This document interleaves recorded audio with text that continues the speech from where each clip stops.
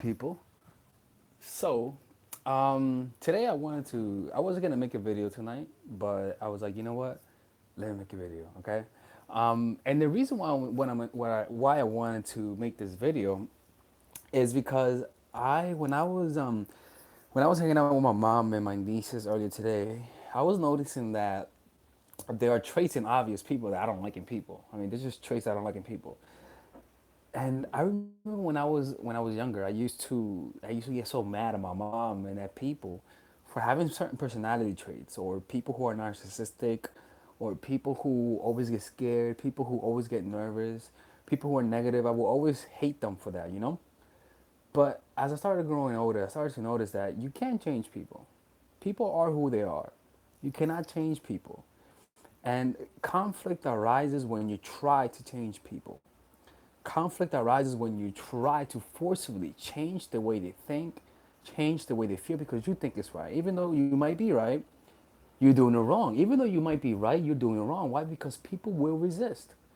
People will resist your change. They're gonna develop an ego around their sense of self because you're attacking it. You're telling their sense. You're telling who they are is flawed. And the only person that needs to realize that the flawed is themselves, not you. So as I'm looking at my mom and my nieces, them being annoying, I'm like, this is who they are. You know, if you try to change them, you're gonna meet a wall. If you try to change them, you're gonna find trouble. How does that happen? Because I'll be like, fuck, just pick a room. Just pick a room, mom, because she was having a tough time picking a room. And my mom's the kind of person that when she sees that something's off, she kind of like argues with like, you know, when people go to grocery stores and they look at the receipt and they call the waiter. That's how my mom is, and I don't like that quality in people, right? But usually it would annoy me, and it did annoy me. But then it annoys you. Why? Because you want them to change. It bothers you. It bothers you. It bothers you because you want them to change. So what I started to notice is that with people, it's not about changing people, but understanding people. For example, I told my mom, right? I told my mom, I was like, yo, mom, look, because she was trying to get a hotel, right? And I was like, look, mom, look, mother, I don't say mother, look, mom, just go sleep in my uncle's apartment because my aunt is there, right? My aunt is in the Dominican Republic, so she has a room in my uncle's apartment. And she was like, well, I was talking to your aunt, my and she was like, I was talking to your aunt, and she told me I told her I was going to New York City, and she didn't offer me the room. And I was like, Mom, but you know, you could just go to my uncle's and he'll let you in. She was like, no, I want to hear from my sister. So I'm not going to go if she doesn't invite me. And I'm like, all right, but then you got to understand is that you could get mad at that and say, fuck, stop being so goddamn egotistical. But then I got to understand and you got to understand that why did it feel that way?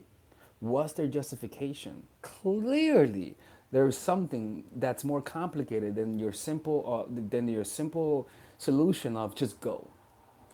And you not understanding their reason, and not just their reason, which is they don't want to ask, but also the core reason that there's pain behind that.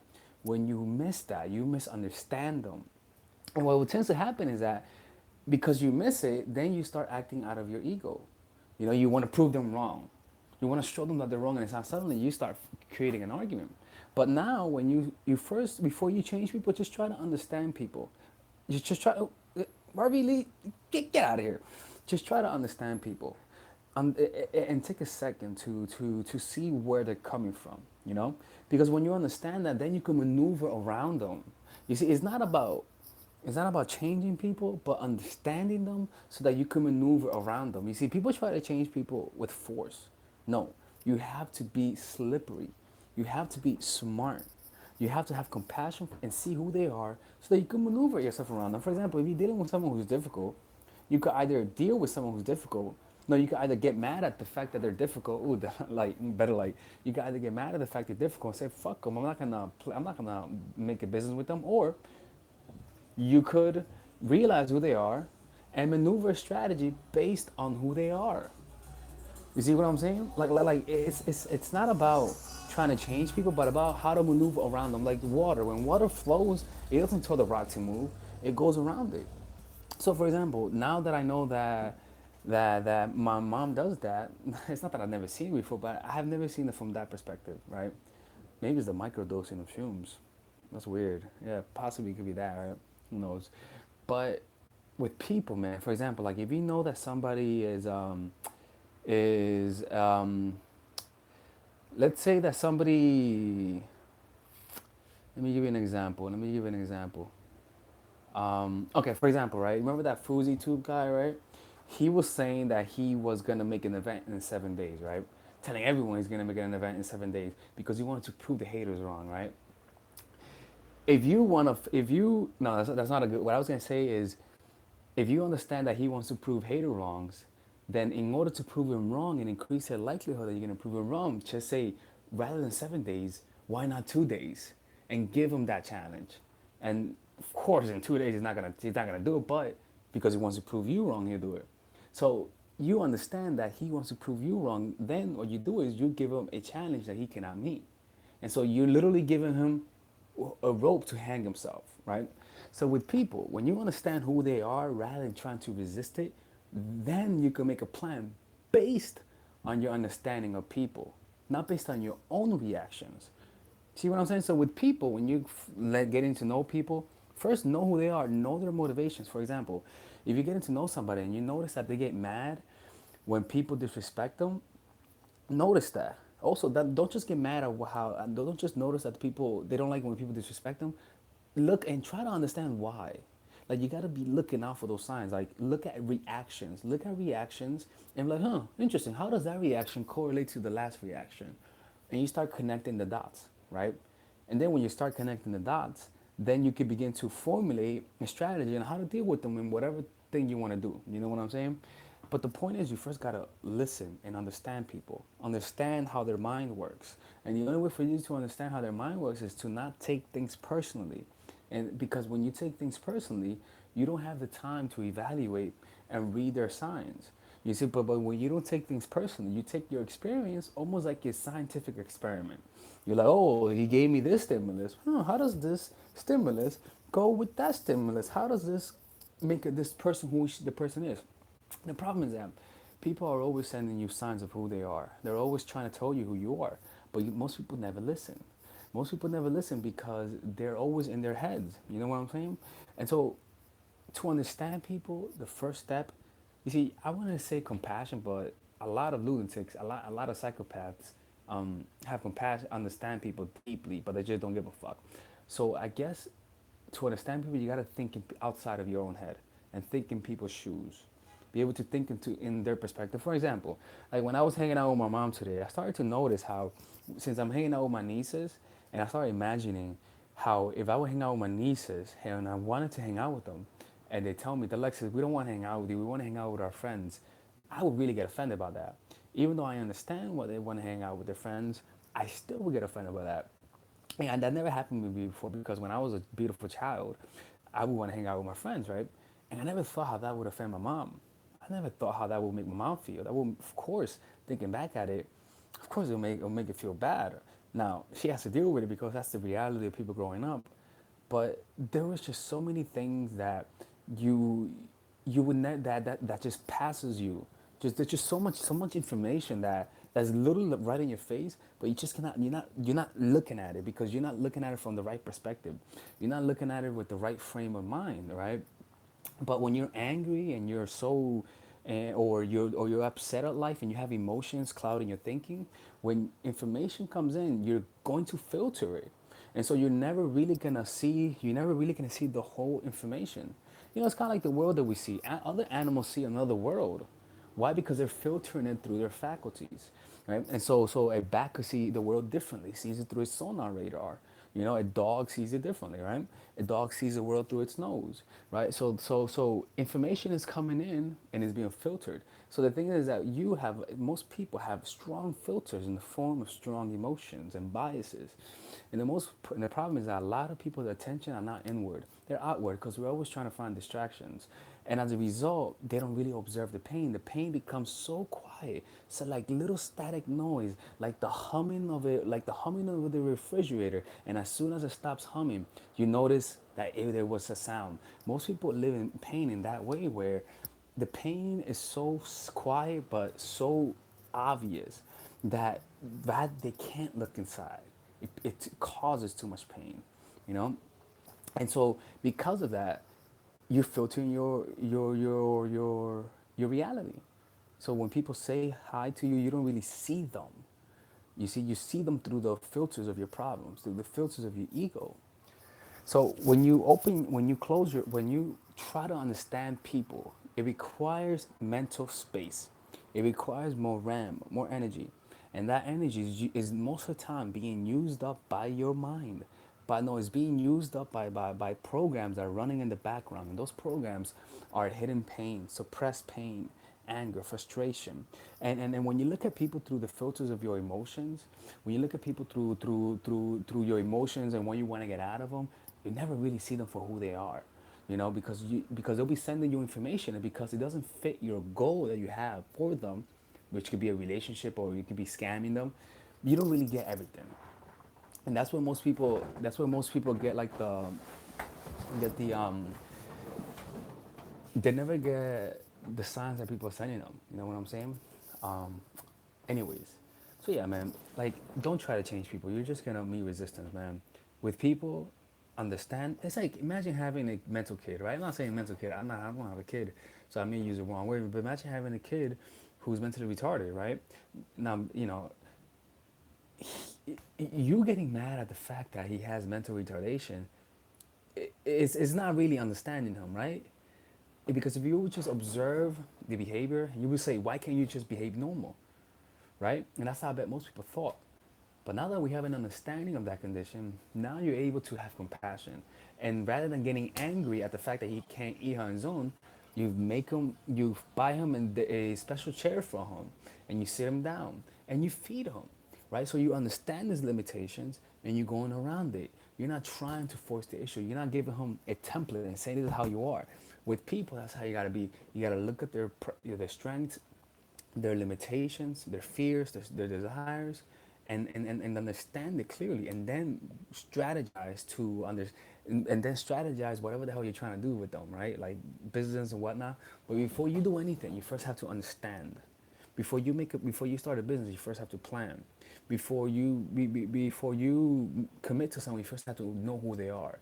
But if you're going into people, into other people's lives with predetermined goals, without understanding who they are, like you want to find a relationship, and you see a guy who has a nice dick, you're like, that's it, he's the guy for me. If you do that, you're gonna find trouble. That's what you're gonna find. You're not gonna find me. You're not finding me. But you might find me because you might. If you find trouble, you'll find me somewhere. Um, anyways, man, that's it, man. I just wanted to make that video. By the way, if you guys want to check out my course, the Psychological Game of Attraction, go to the link below. You guys can see my course. Buy it. Okay, I'm giving you guys instructions. Buy that course. Okay. A lot of people like it. Um, I've gotten a lot of reviews, 4 reviews. People purchase it. Thank you, God. I'm very grateful for that. And thank you guys a lot too. Um, you know what I go?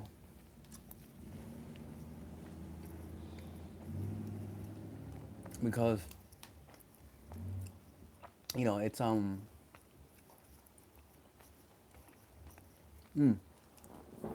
let me tell you guys about my shroom experience. I took shrooms yesterday, and and I take shrooms for spiritual reasons. I take shrooms to meditate, and and I had a very nice experience where there was a moment where I went into the past. That happens to me a lot.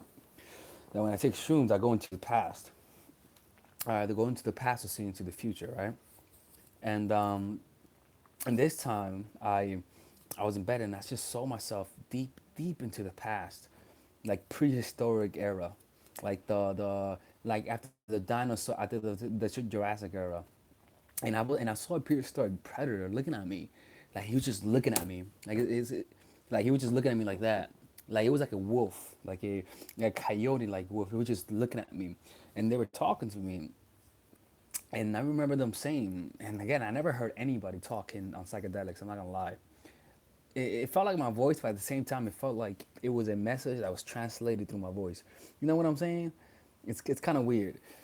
So I felt like he was saying we've always been here. That's what it said. Like we've always been here. Like it was like it's creepy thinking about this, right? Because I remember. Give me 1 second to formulate my thought, because this is crazy. This shit is crazy, man. They were communicating to me that the eyes that see through these, through my eyes, are the same eyes that were looking through the dinosaurs' eyes. Like those animals in the past, right? You think you weren't there, but you were there. The only thing is that we don't have that memory of it. For example, like I know I sound like crazy. It sounds crazy, but he says that most people. I even wrote it down here. I wrote it down right here because it was so fucking crazy. Let me show you. Because I wrote a note on it. It says like, "Hi, when I take shrooms at high doses, there are times when I go into the past. I see the eyes of the past predators, such as old wolves that slowly walk up to me and look at me in the eye. I then notice that the eyes that see me is the eye that sees through me. So, for example, I saw that the eye that was looking at me in the wolf are the same eyes that were looking at him. It was like I knew what I was looking at was the same person. It was like I was looking at myself through the mirror, but not seeing the form, but seeing what's behind the form. They told me that this is what they told me. They told me that once you let go of your ego, you can see yourself in others. Once you let go of your ego, you realize that what you're seeing in there is in here, and that's when you recognize. That's when you connect with yourself. So that's when you wake up. You're like, oh shit, I've been here this whole time. When I look at an animal, I'm there. Even if you had the opportunity to look at a fucking dinosaur, and you're present enough, you'll be able to see yourself too. So what they told me is that we've existed throughout all times. In other words, we've lived all of these lives as one, but we just are not aware of it. It's kind of like what happens a lot when you take shrooms, is that when you lose your ego, you go into a deep, deep, eternal field of consciousness. You feel that field of consciousness, and as you're coming out of the trip, you notice yourself, your sense of self coming back together. It's like they're putting you back. But when you're deep in the state, you feel that the stream of consciousness, you connect with it, and you sort of see. It's kind of like when you go into that sea, you're able to come out and see different realities. It's kind of like once you're in the sea, it's kind of like a lot of people are out in this reality, right? But once you go back into the sea of consciousness, you could easily go into one reality and see the world through this person's eyes, this person's eye. That's why when you do that, and you go into that sea of consciousness per se, and you see like another animal, it's like you see that they come from the same source. It's just insane. So I said, so when I take it, I'm reading, I hear them say we've been here for ages. Exactly. In other words, everyone is me, they just don't know it. Like everyone is me, they just don't know it. Why? Because they're being veiled. They're being veiled. That veil is thought. The thought of I am me and the world is outside, right? So on ayahuasca, I'm reading, I noticed something similar. What it beings tell me that when you see someone, they are seeing me through them. There are eyes everywhere. Everyone is being observed, not in a creepy way, but that awareness fills every space. Space is awareness.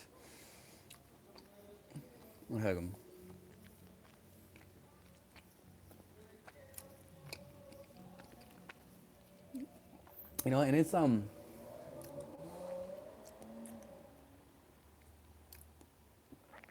so a lot of people saying you being fake deep, man. Hey man, I don't want to be deep, man. I hate deep people. But when you take high doses of shrooms, man, you go deep in the rabbit hole, man. You know, and yeah, and that's something that you just see very a lot. That when you take shrooms, you feel like you go back into a field of consciousness. And it's kind of like when I'm on shrooms, I can see the world through different perspectives. I could see the world through my mom's perspective better, and then I could see the world through my sister's perspective better, right? And the thing is that the reason why that is because you let go of your ego. There's no ego, so now you're able to see the world through other people's perspective, right? And isn't that what ego is? Unable to see the world through other people's perspective, but like being trapped in your own head. And so that's what happened, and that was crazy because you the more you take, the more you're able to let go of that like sense of self that you have, you know. And so that's what shrooms does, and that's fucking crazy how that works, man. That's insane. So um that's it, man. This is it. This is it. I'm telling you guys, man, like I recommend shrooms, man. Like it's something that you will meditate with. I recommend it a lot. And so, if you're not experienced with it, don't do it, right? And don't blame me, right? But take it with caution. Exactly, take it with caution, man. Because but with meditation, man, I'm telling you, man, because it just forces you to see your life without your ego, you know. And so you're able to see your life without your ego, evaluate things, and then go back and then and then almost like a and have like it's almost like a souvenir of that experience through a different way of perceiving the world per se. I'm being fake deep again. um, souvenir of your experience. What the fuck was that, man? If that wasn't fake deep, I don't know what it is, bro. Oh man. Um, yeah, man. It's just crazy, man. I remember when I was on ayahuasca. Something that the beings told me was that, for example, they knew that I didn't prepare for my trip. Like, you know how people say I'm fast and eat fruits for a few days, right? They knew that I didn't prepare. How did they know? Because when I entered the ayahuasca round per se, they sensed that someone was there without giving a warning. They were like, "Who the fuck is this?" And I was like, "Oh fuck!" They knew I wasn't there, but then they told me, or even I don't know if they told me or I sensed it. I don't know that the reason why they knew is because when somebody sees me, they're able to see me. And it was almost like though it's almost as though they register every event that happens because everywhere there's eyes, there they are, you know. And so they told me I see you through your mom, I see you through everyone, but at the same time, it's not like it's creepy. You know what I'm saying? It's not like a creepy. I see you like I'm creeping. You know what I'm saying? It's like I'm creeping with my hand on my dick. You know, it's not that kind of creepy, but like it's like saying that I'm there for you. I'm always there. I never leave. You know, you think you're alone, but I'm always there. And also, I'm inside of you and stuff like that, right? And the person who told me that was the he doesn't have a name, but on the when I was in ayahuasca, I was scared shitless because I knew he was mad, and then I called him Mr. Ayahuasca, and that's his name, Mr. Ayahuasca. Um, Mr. Ayahuasca. Mr. Ayahuasca. That's just so fucking hilarious. Mr. Ayahuasca. That's just too funny, man. Um, yeah, man, it's crazy stuff, man. What does he look like? I didn't look at him. I didn't see him. It was more like a presence, you know, a presence that's there, and it talks to you and stuff like that. Um, and again, it's not gonna talk to me, but you know what's creepy yesterday, man? Fucking creepy. Where it's fucking creepy as shit, man. Where when I was taking it, I was hearing these like it was very similar to ayahuasca, where I was communicate with them, and I was like, "Fuck, this is creepy as shit." Like, I better not have schizophrenia.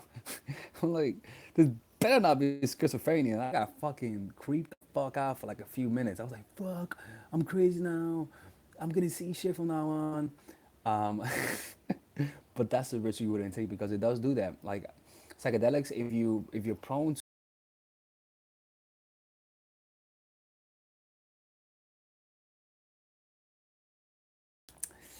something else crazy, man. Like when I was on it, it was one of the things that came to my mind, and what I felt again, it was like weird. Like I felt a lot of compassion, but I didn't want to feel this kind of compassion, where knew how it felt like to have deep secrets. Like not secrets, like you know, you're the one that took a shit in the toilet and like you didn't flush, you know, but like I felt the way of what it feels like to have deep secrets, like secrets that you like. Fuck, I hope nobody finds out. You know, like for example, like let's say you were like a child molester and you get in trouble on the, or let's say you have somebody is like or like you're a child molester and you did it and the kid may tell like those kind of stuff, like those kind of secrets. Like I felt what it felt like having, and it's like holy shit, that's like fucking horrible. It's an extreme. It's like one of the worst feelings in the world. It's kind of like you're always looking out, like you don't know when it's, you don't know any second it could come, you know. And the reason why that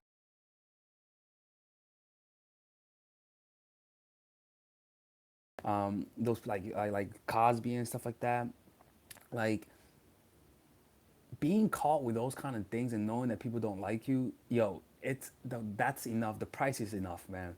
The shame is enough, man. And and and it's crazy how like all of these experiences, as deeply painful they are so common. This world is such a cesspool of pain is unimaginable. The pain that there is. I also saw like maybe yeah. I also saw like just visions of seeing like people being in sex dungeons and like being held there. And it was like, my God, it was just like the suffering on this earth is beyond apparel, man. Like it really is beyond apparel. The amount of suffering there is. Like I saw that, and then I would see their body language. It was like down, and like it was dark, and the bed was like one of those beds where it's too old, and you sort of see old yellow spots. You know those beds that you just don't even have sheets on. It's like a twin bed. You know, yeah, people live. And like you might say, damn nigga, like you be having some bad fucking trips, bro. These are some negative trips. I don't see them as negative. Um, I see them as part of the course. Like a lot of people, they take shrooms, and I used to be like that. I used to take shrooms um, for recreational purposes. But what I do now is like I take shrooms, and then I listen to spiritual books. I listen to The Power of Now. I'll meditate on it. And a lot of the times, what I'll see negative images, very scary stuff. But you gotta learn how to become at ease in those moments, you know. And that's what I do. Like, I do it alone. Don't do it alone. I don't recommend doing it alone, but I personally do it alone. um, and and then when you go into that, you sort of feel all of that fear, but there's in the first 2/3 of the trip, but then after like the 3/3 of the trip, in the last 2 hours, you have a good trip, you know. But the point is that you experience that pain that you're always avoiding because it brings it out. You know what I'm saying? And you always come out with a good experience, as shitty as it may be. It's always a good experience because you sort of, this is like it's creepy, right? It's sort of like you sort of squeeze out all of the negativity, not by pushing it out, but by experiencing them and processing them, you know. No, I don't have symptoms of psychedelics, man. If anything, it's positive. But I tell you what, though, you want to know when you have a bad trip? When you resist. That's when you have a bad trip, man. When you say, I don't want to feel this, I don't want to feel this way. Like when you say, like, fuck, I can't, like I'm scared, I'm scared. There was a point where I was like, help. In my mind, I was like, help. I was like, fuck, help. I was like, help, right? But then I realized, no, like, this is just part of the course, right? And then you learn how to relax, right? There's something important. There's an important quality that's gained when you lose your cool and you regain your cool, you know. Like there, when you lose your cool and then you regain your cool, you sort of are growing when you do that, right? So um so yeah, I was like, help, help. Right? No, but that's part of it though, right? And I actually, after that, did a deprivation, sensory deprivation tank, when you go into the tank and you meditate and stuff like that. um yeah, exactly. So I was thinking about that. So yeah, like when you have a negative trip, when you resist it, when you say I don't want to feel this way, or when you push it away, it gets worse. What you have to do is go into that experience. Is go into the darkness. Is right. If you see darkness, go towards that darkness. What's gonna happen is that eventually that darkness will turn into lightness, right? Um, and so when the negative trip happens, resistance is the last thing you want to do. Mm-mm. You gotta relax into the pain, relax into the demons, relax into all of the blood, all of the gore that you might see. Relax into it. What's gonna arise out of that is a lot of peace, man. You know, but you gotta relax into it. You know what I'm saying? Anyways, deuces, motherfuckers. Yo, buy the course, man. It's right there. It's on the link below.